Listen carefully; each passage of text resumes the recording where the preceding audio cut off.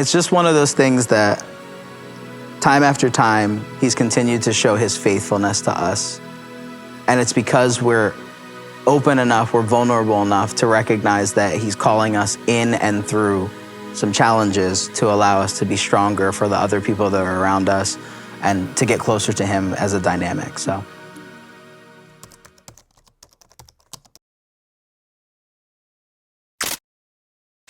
Hi, I'm Gil. This is Laura. Laura and I have been together for a solid 17, 18 years now. We met when we were very, very young, both working for Verizon, and wait. Yeah, you're right. Did you forget where we met? No, I just met. Okay, so we're both working for Verizon. We were very career-oriented. That was like the primary focus. Both of us were raised in like Christian households. Our dynamics were a little bit different. Like I was raised in a Christian dynamic of going to church every Sunday, being in every choir you could think of, playing the drums, doing all the things. And that kind of led me into just doing it kind of out of repetition and out of a task. And I know that I had a relationship with God, and I know that I was saved at a younger age. I was christened as a kid and things like that. And I was raised Methodist. Laura's upbringing was a little bit different than mine. She was raised Baptist, and the household dynamic was a little bit different, maybe a little bit more intense than mine. I think when we talk about like the traditional upbringing of Christians, in a lot of cases, they went to church on Sundays, and that's kind of what we knew. And then fast forward into as we got older and as kind of life pulled us into different directions, like I went off to college and, my life changed a little bit. And I'm not going to say that I like completely strayed away from my faith, but I definitely wasn't as regimented anymore. I wasn't going to church every Sunday morning. I wasn't really looking for opportunities to go to church. I was really focused on my career. I think we both were. And I think for the most part, it kind of took us down every path possible of the title being more important, the job being more important, going out and hanging out with different people being more important, and then us being more important and what's next in our family journey. So we kind of just put church as a back burner, or put the relationship with God as not necessarily a big priority, but it was we knew that it was there and it was foundational if we needed to go back to it. But it wasn't something that we sought after weekend after weekend. We got married in 2014, and we were 27 and 28, and he loves everyone to know that I'm older than him. So he was the one that was 27 when we got married. And like he said, when we first got married, we both were very into our careers, and we didn't even really know if we wanted kids at that time. And church, obviously, farthest thing from our priority list. And my sister had a baby when I had just turned 30, and I remember going home that night and looking at him and saying, like, I think we should do this. Like, I think we should have a baby. And literally 9 months later, our son Bryson came into the world, and our whole life changed at that point. Bryson is a huge blessing from God, but our story flipped at that moment. And at his 2-month wellness visit, the doctor was doing her normal exam, and she noticed that Bryson had birthmarks all over his belly and his back. And she had asked if we had seen anyone about it. And then she mentioned this name called neurofibromatosis. And she told us that our 2-month-old baby, it's possible that he has this genetic condition. And she said it very kind of just in passing and was like, it causes children to have seizures when they're a little bit older, but we just won't worry about that right now. We'll kind of wait and see as it goes. And he'll be the first one that tells you I'm not a wait and see kind of person. And went home from that appointment, and I Googled for hours, which is the first thing they tell you not to do. And I learned that neurofibromatosis was a scary word, and they call it NF for short. In short, it gives you tumors. Tumors can grow anywhere there's a nerve ending in your body. It also can cause bone abnormalities. It can cause learning disabilities. It can cause blindness, deafness. I mean, you name it, it was on that list. And I literally went into this spiral of just anxiety, depression, fear. And I was home by myself that night. And I remember thinking, like, this is God's punishment for me. Like, he's really mad at me. And I turned my back on him for a good 15 years. And, and he's mad and this is what's happening and I need to go to church and I need to fix this. Like, I don't know what to do, but I know that I need to go back and I need to get him to love me and forgive me so that he can, hopefully spare our baby. And Gilbert was very strong during the whole thing, but he was very also, let's do this. Let's go back to church. We had moved right down the street from Kingsway a year prior. Literally, we can walk here. I don't know how we're always late to church, but we can walk here. How you're always late to church. We'll save that for later. And so we came to Kingsway that Sunday, right after we had heard about this being a possibility. And I decided I was going to call the doctor back and I was going to ask for more information on this thing called NF that I was terrified of my son having. And we were lucky to get into CHOP very early with a million specialist for Bryson.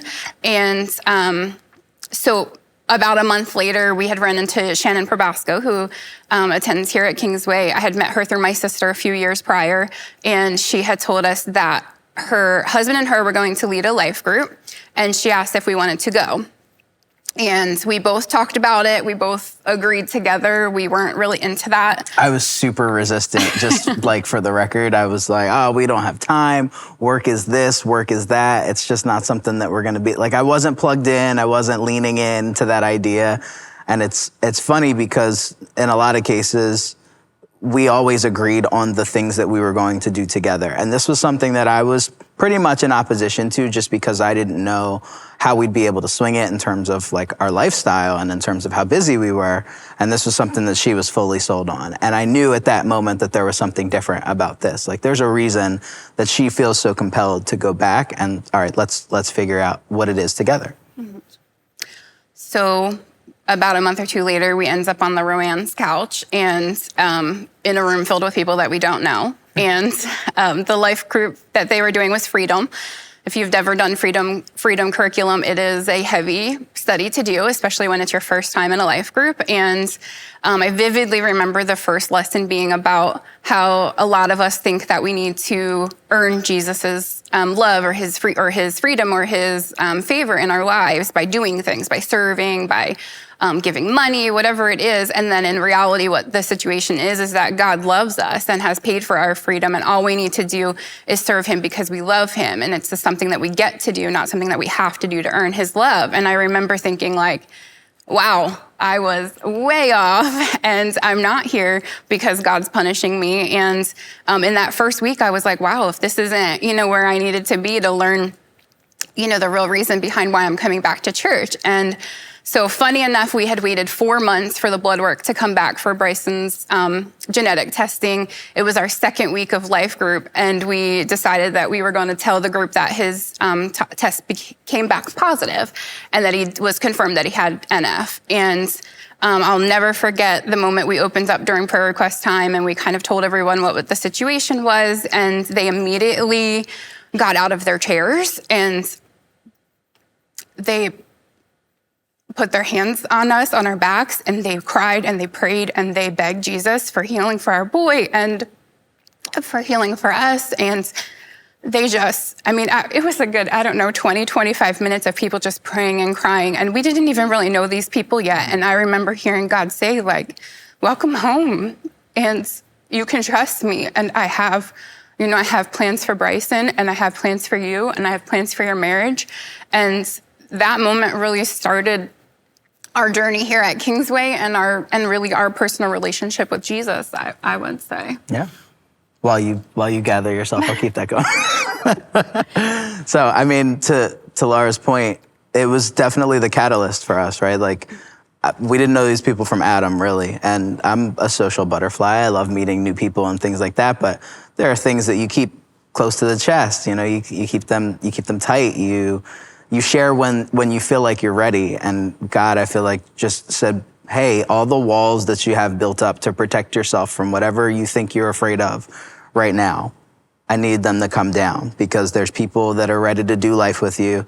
There's ways to find healing. There's ways to be stronger. There's ways to get closer to me. There's so many different things that you just have not leaned into yet because you're out of practice. And I'll show you how to do it. So, to that point, we really kind of started to lean in. When we first went through growth track and things like that here at Kingsway, it was like, all right, well, what do I learn how to do next? I told you, I was in choirs and I played the drums and things like that. I was way out of practice. I hadn't done those things in nearly, 2 decades. But I knew that, they have an amazing worship team. I really want to be a part of that. But I thought to myself, like, if I come in hot, come in and jump directly into a team and start doing worship, like that's going to be my focus, not necessarily strengthening my relationship with God. And I recognized that it was time for us to maybe serve on teams together. I recognized that we needed to plug into life group, which eventually we started then leading life groups. And there was this weird constant progression of every time we leaned in a little bit more to what God would have us called for, he would show up in a different way. And I think what's really cool about it and what I've seen in the transition of our lifestyle is when things come up now, instead of trying to self-figure it out, trying to self-diagnose it, instead of trying to get to the bottom of it and, determine how we'll pull ourselves out of it, I'm starting to recognize that it's a trial or, tribulation or however you want to say it, that's going to show us how that's going to be impactful to somebody else. So, we talk about everybody's story. Everybody's story is inspirational to somebody, whether we see it on this side of heaven or we don't. But sometimes somebody just needs the inspiration to get through the bad day that they're having, and you share your story with them. And next thing you know, you understand why you had to go through that for that moment. So with that said, I was born with lymphedema.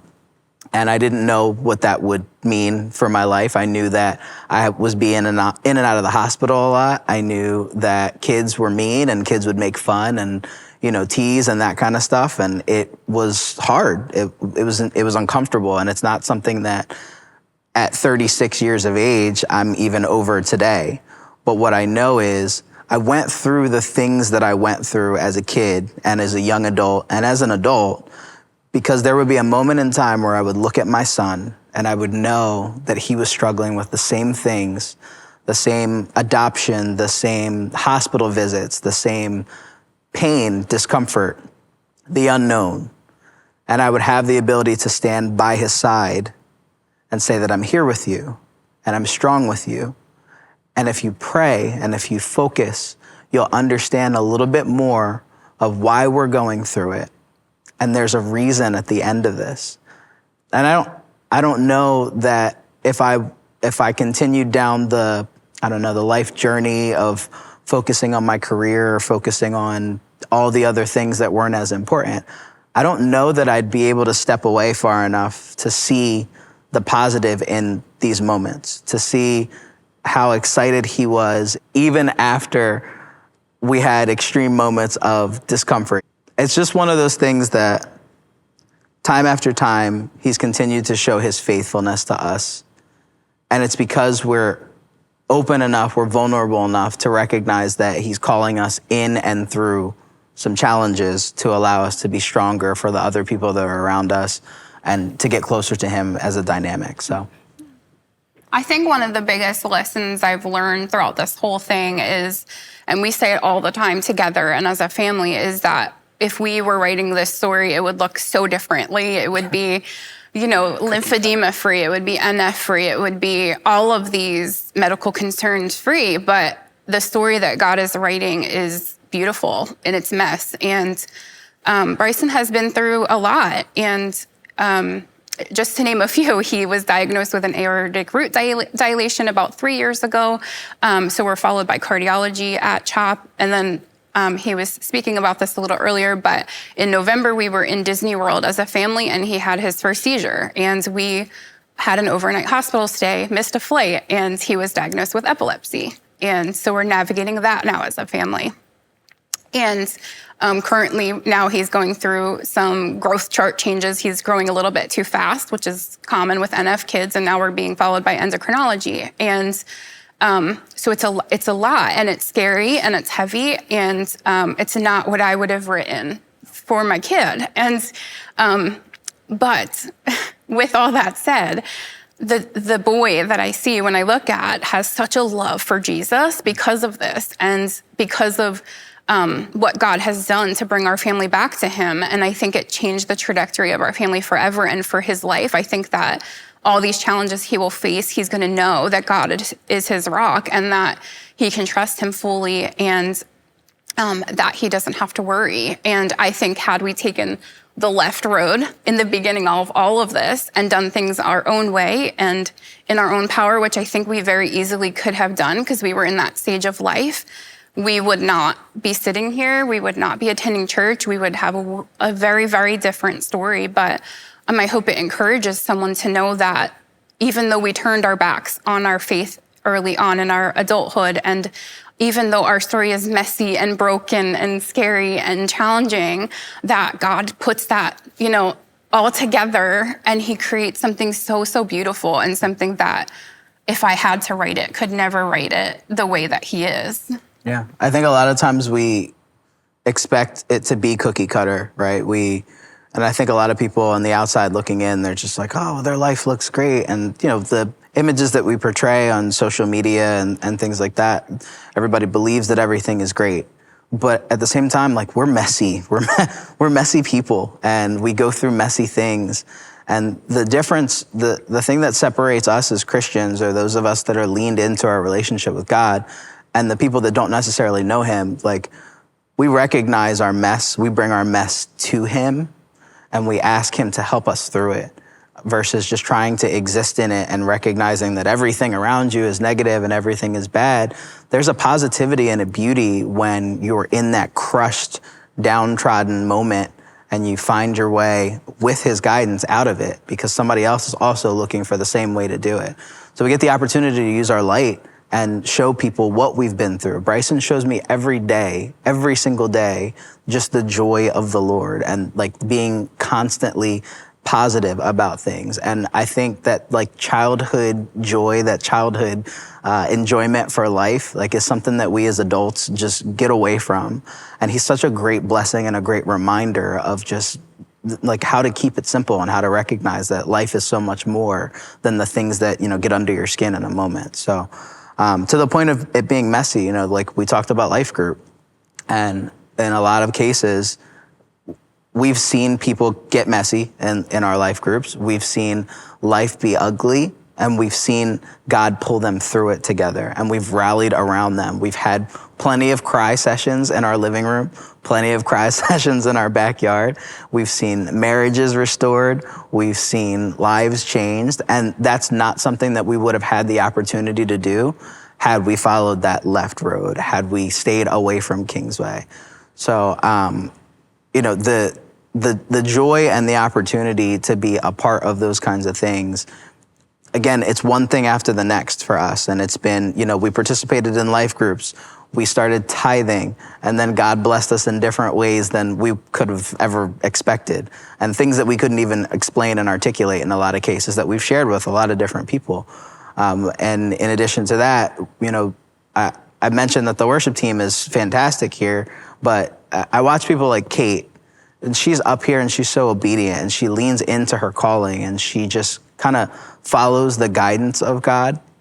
We had such an organic conversation about music one day, and she's getting ready to, learn another instrument. She doesn't already have enough talent.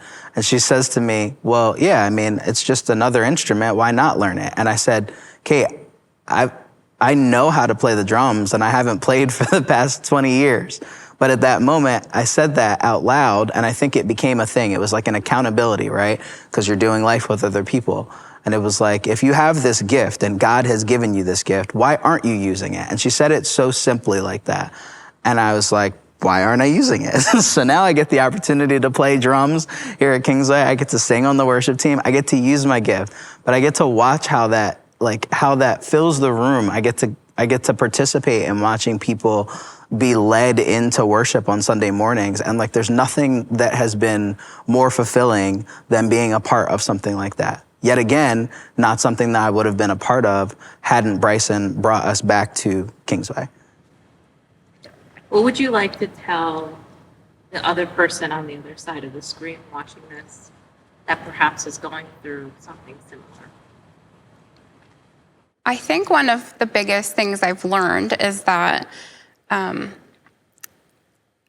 I think back to my Grammy. She is in her 90s, and she has like the best relationship with Jesus I've ever witnessed. And I always think, man, I hope someday somebody looks at me at that age and they go, wow, she has this faith, this faith that could move mountains. And she never strayed from Jesus, and she's so strong in the Lord. And so I always think like, wow, I want that, but I don't want the mess and the hurt and the harm that she went through to get that. And so something I've learned and embraced over the last few years is he uses the diagnosis, and he uses the hard times, and he uses the scary times and the unknown and the mess, and he uses that to refine you. And that's where your faith shows up, and that's where the difference is made in your life of if you're going to walk this life with Jesus closely, or you're going to do things on your own way. And so I hope that this encourages you to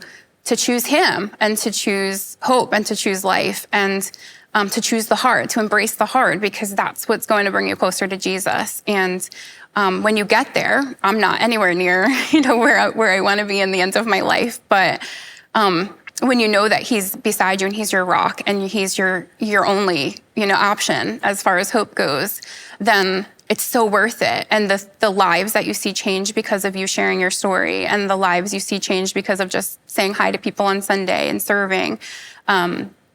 It's such an honor for God to use such a broken person to advance his kingdom in like the smallest way. And I am really, really honored that God saw me fit to be used by him.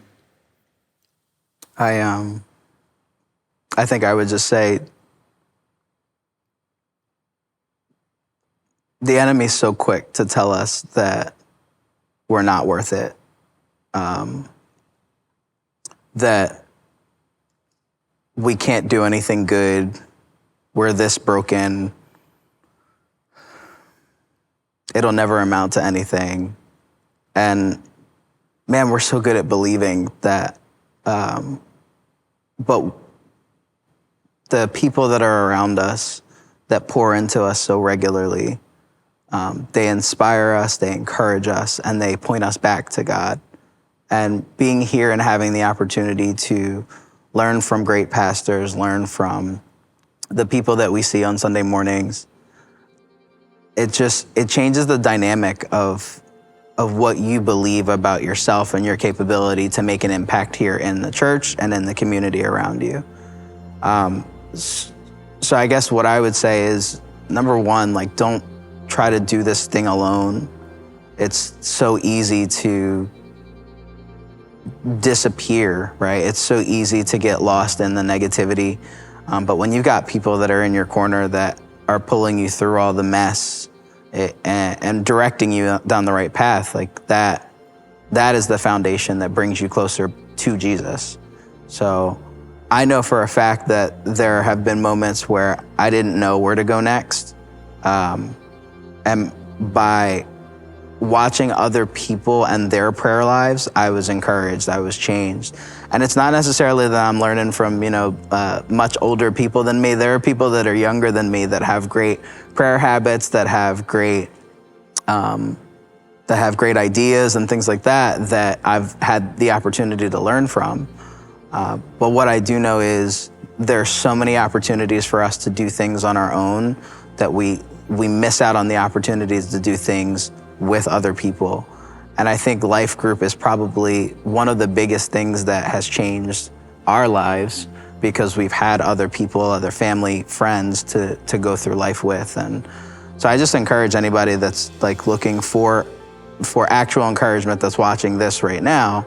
It's not just about watching this video and being inspired. Like, the video is extremely important and the story is extremely important. But then sharing your story and the things that you're going through with other people around you, so that they can tell you that they've gone through similar things and these are the things that have helped them through it. That's how you pull yourself out of the rut. What up, handsome? Hi. You say hi? Hi. You wave to the camera. Wave to the camera.